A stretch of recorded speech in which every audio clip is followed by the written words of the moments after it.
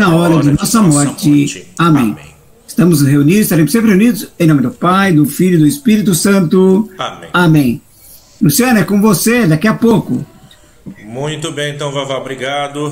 Obrigado pela participação de todos vocês que estão conosco. A Luíde, que já chegou agora representando a paróquia Santa Luzia.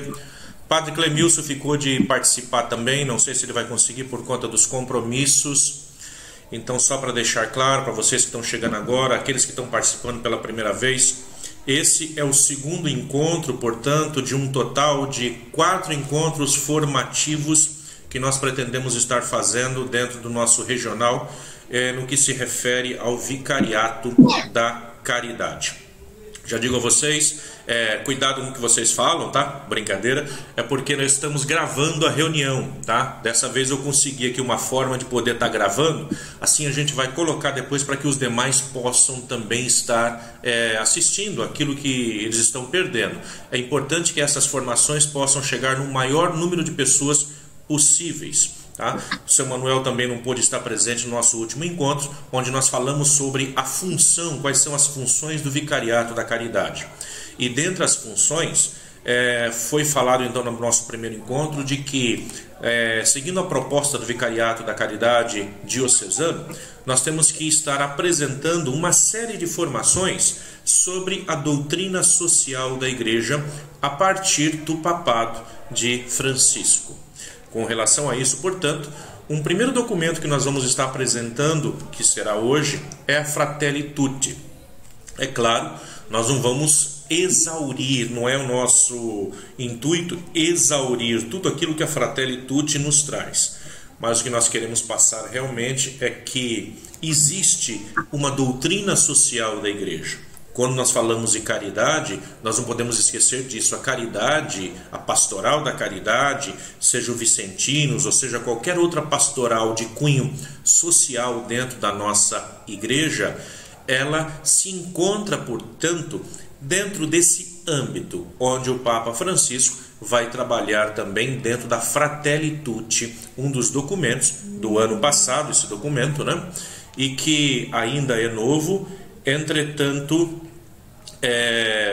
faz parte aí da nossa caminhada e nós vamos estar trabalhando sobre isso. O Padre Clemilson está pedindo o link para poder estar entrando, vou estar mandando então aí para ele, para que ele possa fazer parte aí desse nosso encontro aí. Só um minutinho. Já mandei. Então, quando nós falamos de doutrina social da igreja, não estamos falando de algo novo dentro da igreja, não. É algo que a igreja já vem trabalhando isso há muito tempo. Nós temos várias pastorais sociais, não somente a pastoral da caridade. A pastoral da caridade, nós podemos dizer assim com toda certeza, que é apenas um dos braços das pastorais sociais da nossa igreja. Ou seja, nós, enquanto igreja, temos que deixar transparecer o rosto de Cristo no mundo. E como fazer isso? Estendendo realmente a nossa mão para o próximo. A Fratelli Tutti vai tratar, portanto, exatamente disso, né? Quem é o próximo? Quando nós falamos dessa encíclica, a Fratelli Tutti, vou começar a colocar para que vocês possam ver, muitas vezes as pessoas nos perguntam, mas essa encíclica, ela é uma encíclica social? Ela é uma encíclica política? Que tipo de encíclica é essa, Fratelli Tutti?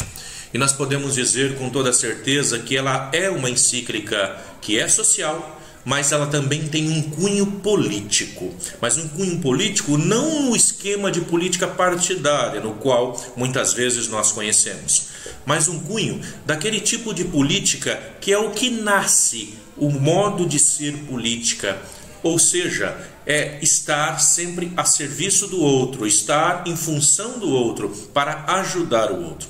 Nesse sistema, podemos dizer que sim, essa encíclica também é dirigida à política. Como nós vemos aqui, ela é uma encíclica que é dirigida a todas as pessoas de boa vontade. Portanto, não é algo que é simplesmente para mim, que sou diácono, para os padres da igreja, para o Vavá, para os meninos que são aí agora candidatos, estão pleiteando aí poder entrar, receber as ordens dentro do diaconato, para vocês que participam da caridade. Não, essa encíclica ela é muito maior. ela não traz uma novidade no que nós podemos dizer assim, poxa, a igreja está descobrindo agora isso. Não. Ela trata de questões muito mais amplas e antigas já dentro da igreja. Podemos dizer que a questão social da igreja, ela nasce com a própria igreja. Quando ela vai olhar realmente para os pobres, quando ela vai olhar para aqueles que estão à margem e vai estender a mão para poder apresentar dessa forma o próprio rosto de Cristo. Então, quando nós pegamos o Papa, que agora está lançando essa encíclica há pouco mais de meio ano atrás, nós vemos aí, portanto, que a igreja ela reafirma, portanto, a sua posição junto às questões sociais no meio atual, no meio que nós vivemos. Portanto, não é algo novo, mas é algo que vale a pena nós continuarmos aí, estarmos sempre de olho. Recebendo o Padre Clemilson, que agora se junta a nós. Uma boa noite, seja bem-vindo, Padre Clemilson. Aqui nós estamos então aqui com esse pequeno grupo, que é o nosso grupo regional do grupo do Vicariato da Caridade, aqui da nossa diocese. E estamos aqui então iniciando aí a nossa apresentação da Fratelli Tutti. Algo que já foi feito na reunião geral do clero, que já foi apresentado, mas que agora nós retomamos essa apresentação para com os leigos. Afinal de contas, como nós, como igreja, sabemos, a igreja ela é formada não somente pelo clero, mas também, em sua maior parte, pelos leigos. E os leigos são, portanto, os grandes protagonistas, do qual nós podemos dizer que esta encíclica é dirigida também a eles. Portanto, é uma encíclica que se dirige a todas as pessoas de boa vontade, como é apresentado na Fratelli Tutti, número 56. Tudo aquilo que nós vamos estar apresentando vai estar dito aí, vai estar grifado de onde que vem isso na Fratelli Tutti, qual é o número em que vai estar sendo tirado. Como já disse, nós não esperamos esgotar, exaurir tudo que essa encíclica nos traz, mas simplesmente apontar algumas coisas que vão ser de uso benéfico para nós que trabalhamos a caridade dentro das nossas paróquias, dentro do nosso regional. É uma encíclica aberta para todos, portanto, mas que vai tratar de problemas assim que estão na espinha dorsal do mundo atual e também problemas que nós vamos encontrar dentro da igreja. Afinal de contas, a igreja está inserida no mundo. Enquanto estamos inseridos no mundo, somos contaminados também por todos os vírus, não somente pelo Covid, mas todos os vírus do mundo dessa pós-modernidade. Muito bem. Lá na Fratelli Tutti, número 12, vai dizer que a sociedade, cada vez mais globalizada, torna-nos vizinhos, mas não nos faz irmãos. Olha, essa é uma afirmação dura e uma afirmação verdadeira para os nossos dias. Porque com o advento da tecnologia, nós sempre esperamos que com a tecnologia a gente possa diminuir, encurtar distâncias. Que nós possamos dessa forma, assim como nós estamos fazendo hoje, cada um na sua casa, cada um num canto de Ribeirão Pires, de Mauá, nós podemos nos encontrar. Essa é uma boa coisa do advento da tecnologia. Entretanto, aquilo que entra na vida para nos unir, para nos tornar mais próximos, muitas vezes é também a mesma tecnologia que nos separa, que nos afasta um dos outros. Muitas vezes é muito mais fácil conseguir falar com um de vocês utilizando o aparelho celular do que se eu for até a casa de vocês e tentar chamar para uma conversa.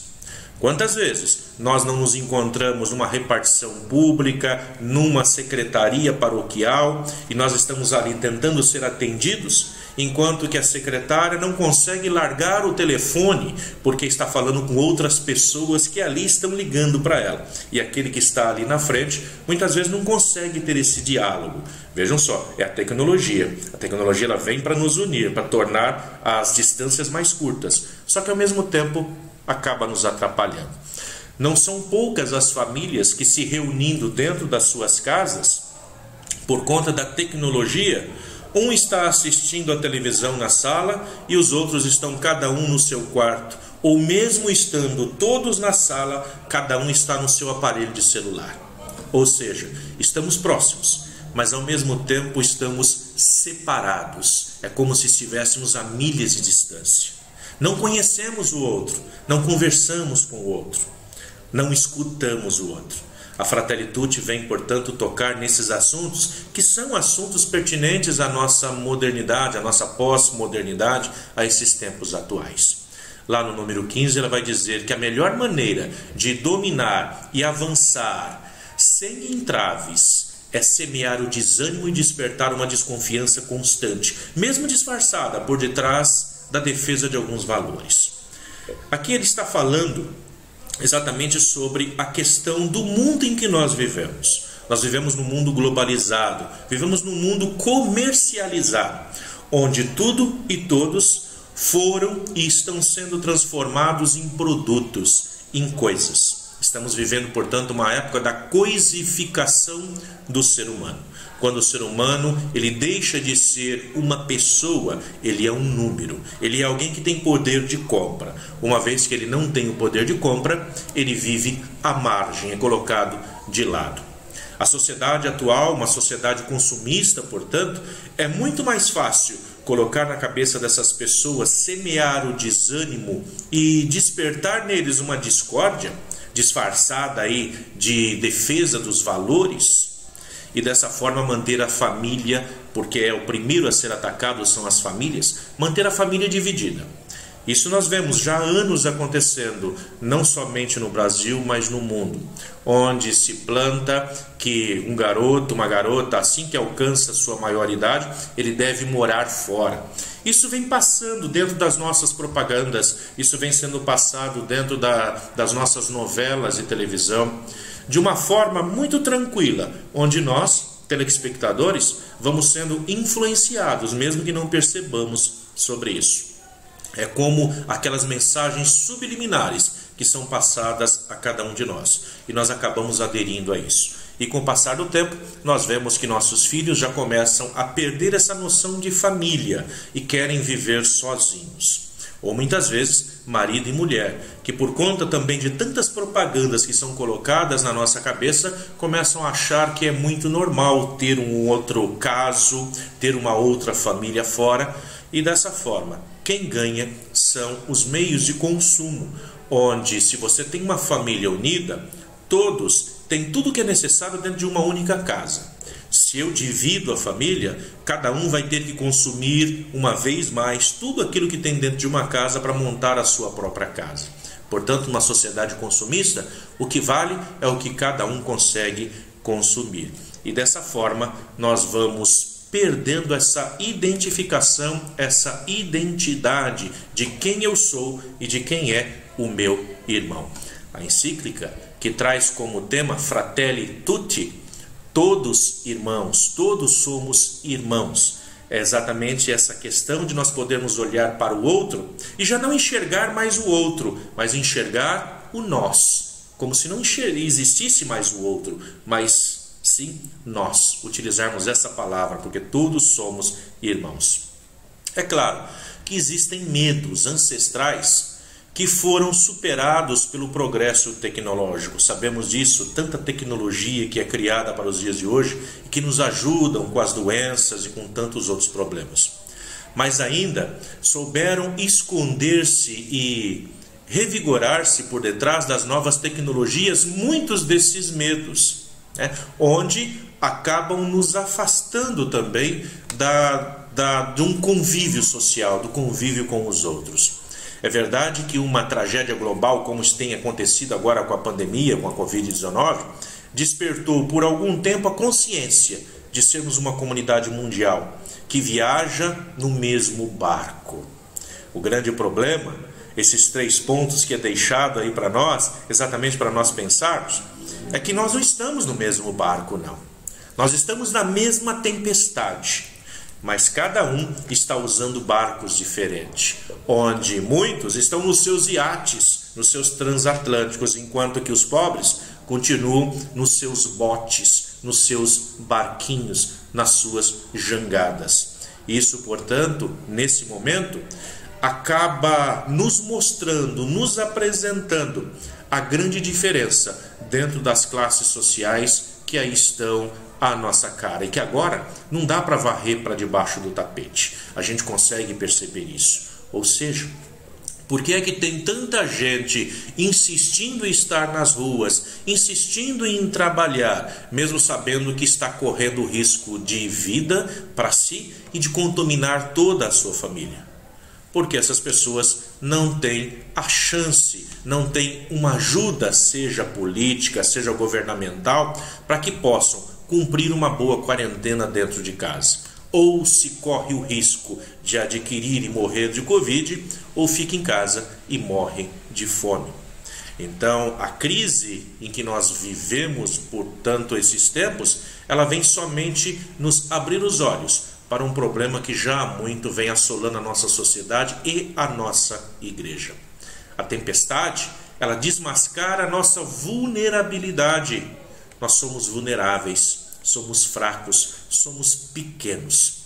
E deixa descoberta as falsas e supérfluas seguranças com que construímos os nossos programas, os nossos projetos, os nossos hábitos e prioridade. Quais deveriam ser as prioridades para os dias atuais? Quais deveriam ser as prioridades para uma sociedade como a nossa?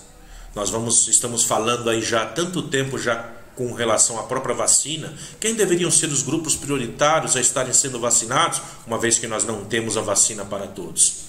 Será que não seriam, aqui vai uma pergunta, não posso ter uma afirmação nesse sentido, mas será que não seriam exatamente aqueles que têm que sair todos os dias de manhã cedo dentro de casa para poder enfrentar conduções lotadas, para trazer então para dentro de casa o sustento da sua vida? Não seriam esses que já teriam que ser vacinados? Porque esses estão na rua todos os dias, tendo em vista que nós vivemos num país em que não consegue pagar um auxílio para que as pessoas fiquem em casa.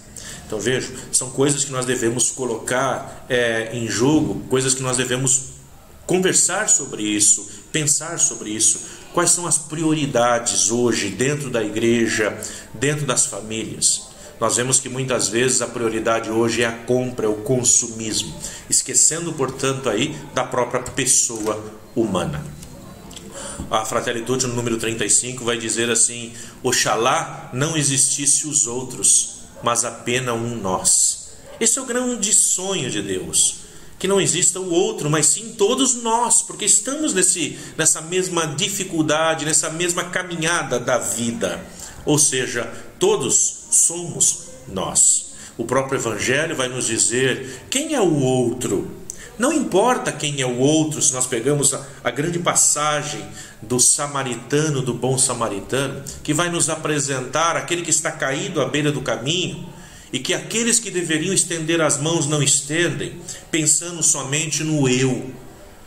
Nós devemos olhar para essa passagem realmente nos perguntando, assim como Jesus pergunta àqueles que lá o escutam, quem foi o próximo? Portanto, não me importa saber quem é o outro, mas o que nos importa é saber de quem é que nós estamos nos fazendo próximo, sem ter que distinguir quem ele é, mas de quem é que nós nos fazemos próximos. Salve-se quem puder é o dilema em que hoje reina em toda a sociedade. Traduz-se rapidamente no lema todos contra todos. Ou nós escutamos isso muitas vezes de outra forma. Que Deus seja por todos, né? Um por todos.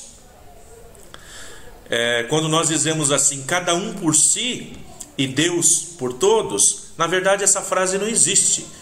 Porque quando cada um está por si, quando cada um é por si, Deus é por ninguém. Por quê? Porque todos nós nos separamos. Deus é por todos quando nós nos unimos, quando estamos juntos. E isso é pior ainda do que uma pandemia, quando nós nos afastamos uns dos outros.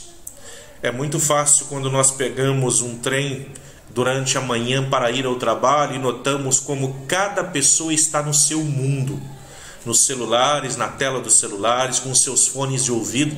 É como se ali não existisse mais ninguém dentro daquela composição do trem ou do ônibus. Cada um mergulha a partir da tecnologia dentro do seu mundo e já não sabe mais qual é o mundo real, qual é a realidade que o cerca. Quantos casos estamos vendo aumentando aí de suicídios ou de assassínios ou de pessoas que invadem escola, repartições e matam outros, e depois não se sabe o porquê, o motivo que leva essas pessoas a isso. E muitas vezes o motivo é exatamente por já não conseguirem mais distinguir o que é real daquilo que é ficção.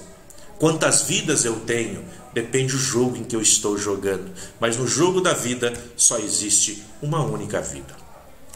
Na Fratelli Tutti 45 nos apresenta que aquilo que ainda há pouco tempo uma pessoa não podia dizer sem correr o risco de perder o respeito de todos, hoje pode ser pronunciado com toda grosseria, até por algumas autoridades políticas, e acabam ficando impune. Não se pode ignorar que há interesses econômicos gigantescos em torno disso, mas nós vemos também isso dentro da igreja. Quantas vezes nós não vemos comentários maldosos no Facebook ou colocado nos WhatsApps da vida, coisas que nós imaginássemos assim, que se tivéssemos frente a frente com a pessoa, jamais a pessoa teria coragem de dizer aquilo. Mas porque se esconde por trás de uma tela, porque sabe que o outro não vai poder pegá-lo ali para esganá-lo naquele momento, acaba dizendo aquilo que pensa, ou aquilo que acha que é certo. E nós vemos isso dentro da nossa própria igreja, onde pessoas e grupos, por conta de algo que é colocado, se veem no direito de postar aquilo que acreditam estar certo, ignorando que muitas vezes aquele que fala, aquele que está com o poder da fala, aquele que fez, que executou alguma coisa, ele está preparado para aquilo. Vivemos num mundo onde nós achamos que todos sabem tudo. É como se nós pudéssemos dar o pitaco em todas as coisas, como se fôssemos especialistas em tudo. Mas não podemos esquecer que quando alguém quer saber de tudo, ele não se aprofunda em nada. Portanto, tudo fica superficial. Mesmo nas mídias católicas, é possível ultrapassar os limites, tolerando-se a difamação e a calúnia. Infelizmente isso acontece. Nós ainda vemos pessoas aí que utilizam dos nossos sistemas de mídia social, da própria igreja, e acabam sem saber, sem averiguar, sem se aprofundar sobre uma notícia, se é falsa ou verdadeira, acaba lançando isso para frente como sendo uma afirmação verdadeira. E depois, quando nós vamos perceber, nós já destruímos a vida de alguém. Até pouco tempo atrás, eu costumava dizer que, assim como dizem os bons judeus, quando Deus fez o ser humano e criou a boca, ele colocou para travar a língua, ele colocou os lábios e os dentes, duas jaulas para segurar a língua do ser humano. Mas mesmo assim a língua insiste em escapar para falar mal do outro, para matar o outro. Hoje, muitas vezes nós não precisamos usar a língua, nós utilizamos os dedos. Basta um teclado na nossa frente e nós destruímos uma pessoa. E estamos fazendo isso muitas vezes dentro da própria igreja. Quando se está no meio de um diálogo, já interrompemos quem fala e queremos replicar quando ele ainda não acabou de falar. Não devemos perder a capacidade da escuta, é o que o Francisco nos alerta.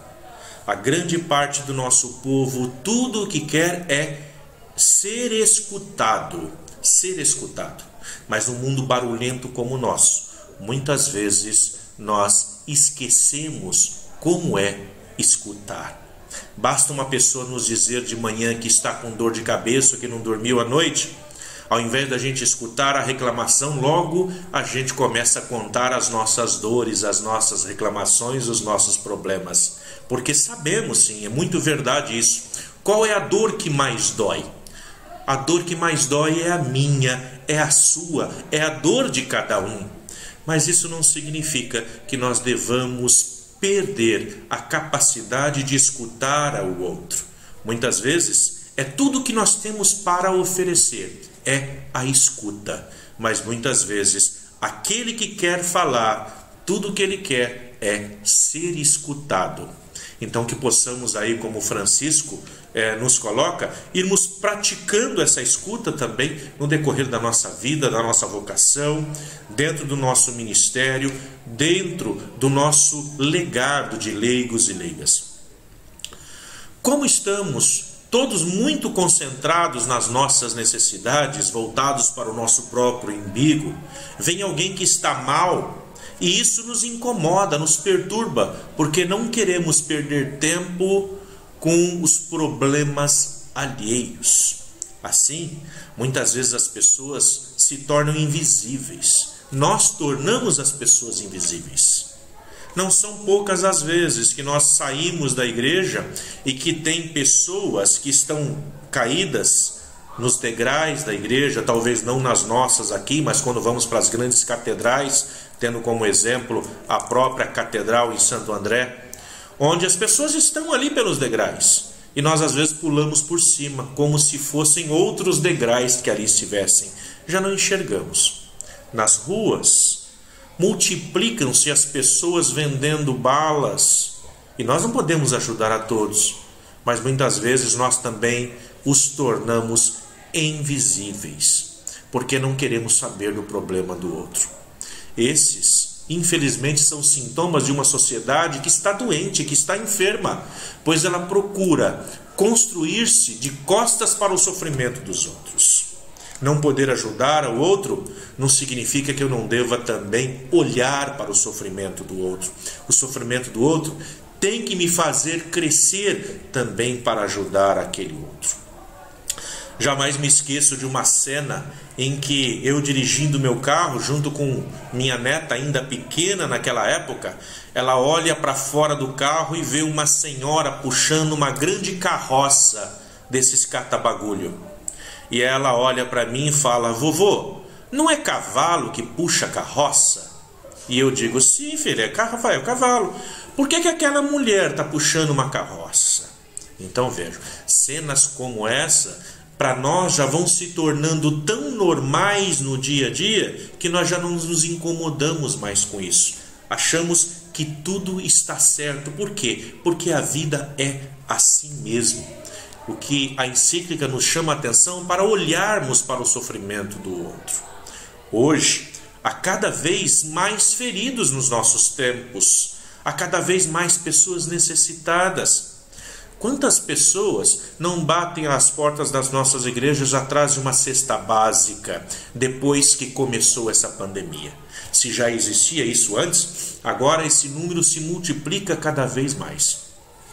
A inclusão ou exclusão das pessoas que sofrem na margem da estrada define todos os projetos econômicos, políticos, sociais e religiosos. Dia a dia, nós enfrentamos a opção de sermos bons samaritanos ou não, ou viajantes indiferentes. Esse é o caso. Nessa vida, todos nós somos viajantes. Todos nós temos a opção de sermos o bom samaritano ou não. Muitas vezes nos fechamos para o próximo. O termo próximo perde, portanto, todo o significado, fazendo sentido apenas a palavra sócio. Aquele que é associado para determinados interesses, aquele que é associado de um clube, aquele que é associado de um grupo, aquele que é associado na política. Esse eu favoreço, mas nós devemos olhar ao outro como um todo. Aqueles que são capazes apenas de ser sócios criam mundos fechados que não favorecem àquele que é o mais necessitado. Mas o individualismo radical é o vírus mais difícil de vencermos, é o vírus mais difícil de ser vencido, talvez muito mais do que o próprio Covid, porque o individualismo mata a cada um de nós. O individualismo é como se nós fizéssemos uma bolha ao nosso entorno, e uma vez criada essa bolha, eu já não vou me machucar mais com que o outro possa pensar ou falar de mim. Mas nós não podemos esquecer nunca que o único lugar seguro para que nós possamos nos fechar desse mundo e da capacidade de amar ou de sofrer é dentro de um esquife, é dentro do caixão, uma vez que ele está fechado. É o único lugar onde ali nós podemos nos sentir seguros. O serviço, e aqui cabe a cada um de nós, aqueles que trabalham com a caridade, aqueles que são diáconos e que são diáconos para o serviço, assim como os padres que também fazem esse trabalho em função do outro, assim como também os bispos que estão ou devem estar a serviço de todos os outros, assim também os leigos que estão a serviço não dos padres, diáconos e bispos, mas estão a serviço do grande povo de Deus. O serviço é grande parte cuidar da fragilidade, olhar para aquele que é frágil, olhar para aquele que está vivendo seus momentos difíceis. O serviço, ele fixa sempre o rosto do irmão, ele toca a sua carne, o seu sofrimento, ele sente a sua proximidade, em alguns casos até padece com ele e procura a promoção do irmão. Por isso, o serviço, ele não é ideológico, ele nunca será ideológico, dado que não servimos ideias, nós servimos a pessoas. Nós levamos o rosto de Deus a pessoas, não a números, mas a pessoas e pessoas em sua fragilidade. Estender a mão para uma pessoa que está caída, trazê-la novamente para o meio, é dizer a ela: agora você também tem a capacidade de servir. É recuperar mais um para esse exército, podemos assim dizer, de Cristo, que tenta fazer com que um pouquinho do rosto de Cristo seja aí refletido em cada um de nós, para que os outros possam também experimentar desse Cristo. São João Crisóstomo resume isso dizendo que não fazer os pobres participar dos próprios bens é roubar e tirar-lhes a vida. Não são nossos, mas deles os bens que aferrolhamos. Vejam só, nós temos uma frase muito bonita também, que vai ser nos dita, que a igreja, os padres, diáconos, bispos, nós somos responsáveis pelas esmolas do pobre. Nós somos responsáveis pelas migalhas do pobre. Vejam só isso. Isso é pesado também sobre as nossas costas. Portanto, é a eles que pertence isso. Nós temos um outro santo que vai dizer assim, que tudo aquilo que sobra no meu prato é roubo, Santo Atanásio. Porque se está sobrando no meu prato, está faltando no prato de alguém. São Gregório Magno assim diz: quando damos aos indigentes o que lhes é necessário, não oferecemos o que é nosso, limitamo-nos a restituir o que lhes pertence. Já pertence a eles, já é deles. Em Israel, quando nós caminhamos, e aquele que entende um pouquinho do hebraico e vê alguém na rua pedindo esmola, esse que se aproxima, ele não pede esmola, ele pede tzedaká. Tzedaká é uma palavra hebraica muito bonita. Ela nós podemos traduzir como justiça. A pessoa que está na rua e que estende a mão, ela não pede esmola, ela pede justiça. Que se faça justiça. E é exatamente isso que a igreja tem que fazer. É exatamente isso que cada um de nós, seres humanos, de uma igreja ou de outra, devemos fazer. Fazer com que haja a justiça, com que ela aconteça. Isso não é dar ao outro aquilo que é nosso. Isso é retornar para o outro aquilo que já lhe pertence. A tradição cristã nunca reconheceu como absoluto ou intocável o direito à propriedade privada. Não é tirar daquele que tem para dar aos pobres, não é ser um Robin Hood. É salutar a função social de qualquer forma de propriedade privada. O uso comum dos bens criados para todos é o primeiro princípio de toda a ordem ético-social. O que é que nós podemos colocar, portanto, à disposição de todos? O direito à propriedade privada só pode ser considerado como um direito natural secundário, ou seja, todos têm o direito à vida. Todos teriam que ter esse direito à vida e vida plena, não a sobreviver, mas a vida plena. E isso São dados que nós só conseguimos através de políticas públicas que visem aquele que é o mais necessitado. Por isso, a grande função da igreja: apontar as injustiças, denunciar as injustiças, mas também dizer quais seriam os caminhos propostos para seguir. E muitas vezes a igreja tem que ser aquela que começa na frente, que vai e faz acontecer.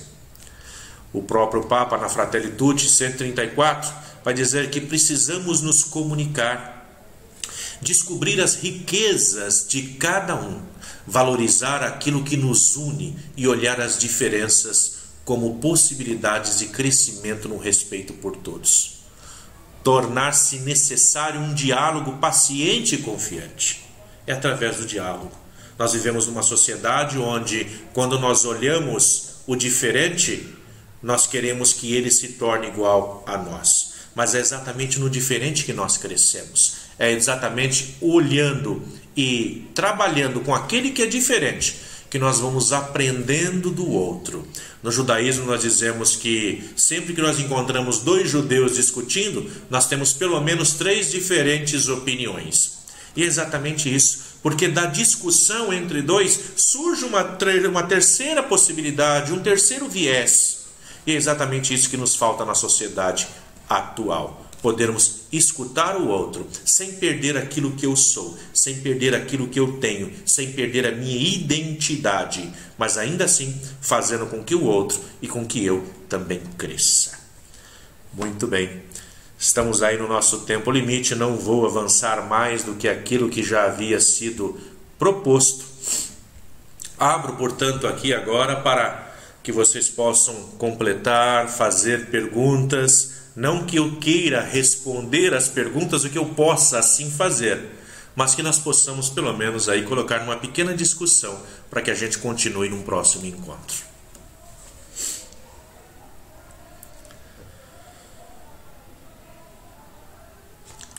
É com vocês, pode falar.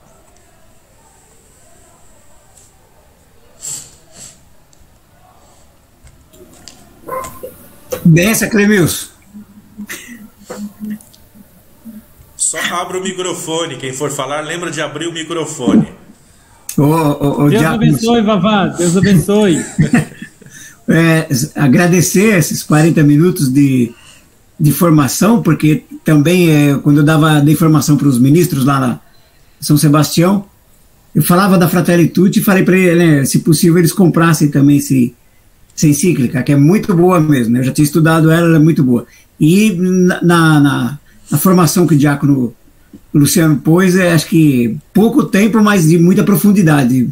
Obrigado, diácono Luciano, aprofundou ainda mais, tá bom? Só agradecer mesmo.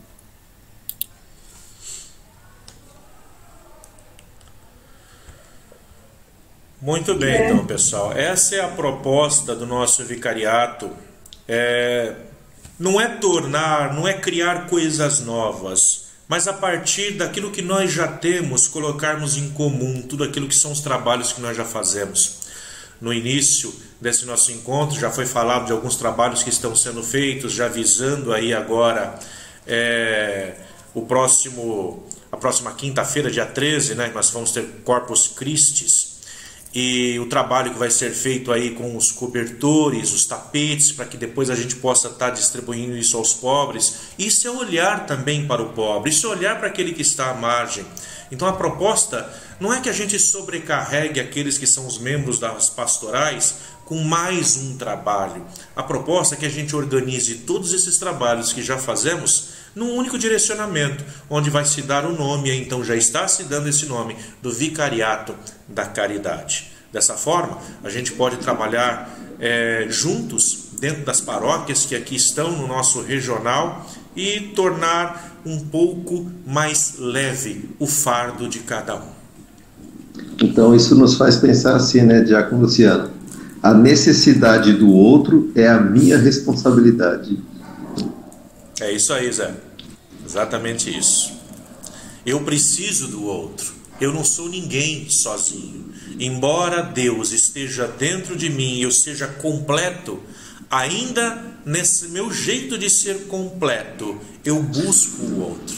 Assim como Deus busca a cada um de nós. Esse Deus que está dentro de mim busca, portanto, ao outro, que é o mesmo Deus que está no outro.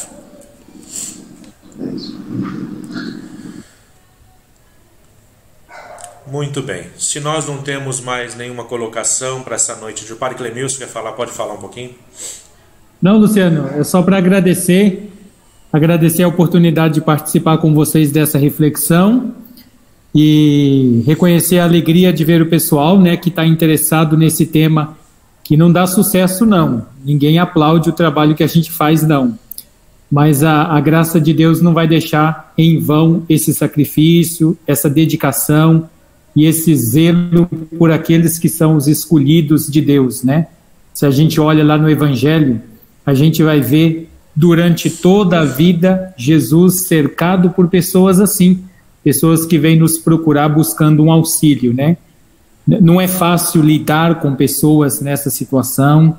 Às vezes a gente encontra interesses assim mesquinhos, né, que deixam a gente até triste, mas na ocasião, quando a gente estudou essa carta aí com o bispo, no clero, ele lembrava, né, assim, às vezes a gente fica bravo quando as pessoas vêm aqui na paróquia, vai na outra paróquia, vem nesse grupo, vai no outro grupo buscar ajuda.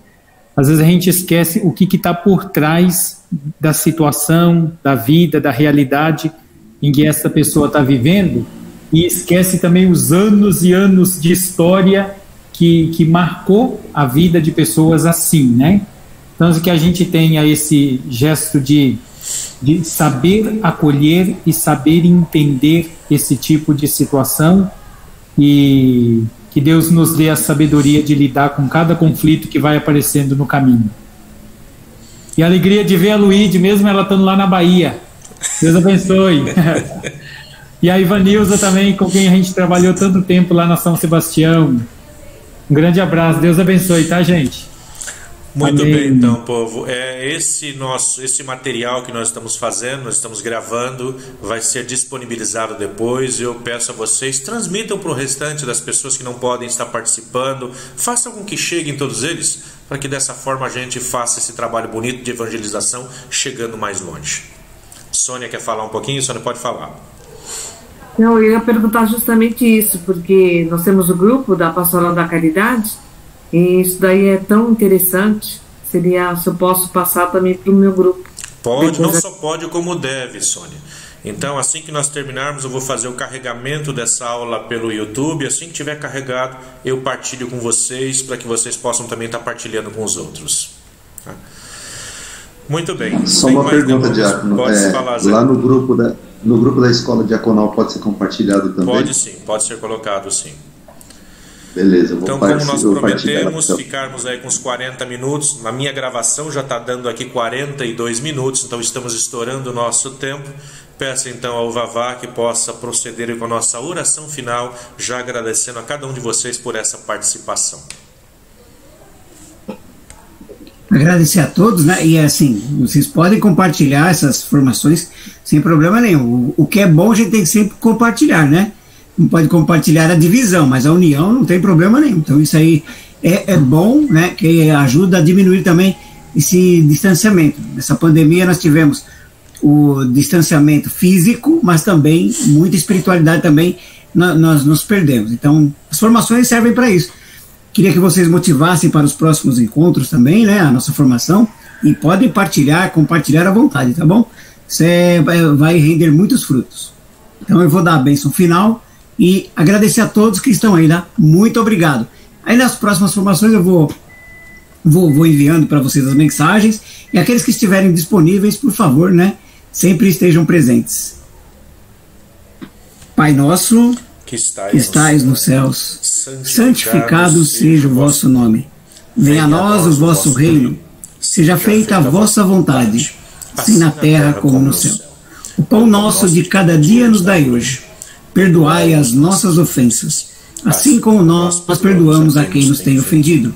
E não nos deixeis cair em tentação, mas livrai-nos do mal. Amém. O Senhor esteja convosco. Ele está no meio de nós.